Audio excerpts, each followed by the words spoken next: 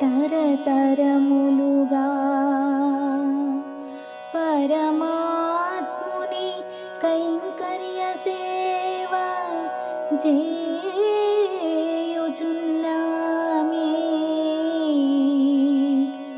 స్వామి కైంకర్య సేవ వేలాది వత్సరములుగా జరుగవలెనే. సంధ్యా సమయమున నృసింహరూపుడై హిరణ్యకశిపుని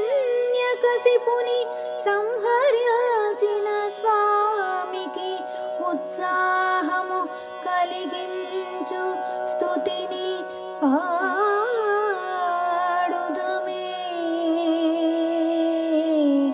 ఉత్సాహము కలిగించు స్తుతిని పాడుదుమే. మా తండ్రి తాత ముత్తాతల కాలము నుండి పరమాత్మ కైంకర్యము చేస్తూ వచ్చినాము. ఇది వేలాది సంవత్సరములుగా కొనసాగవలెను.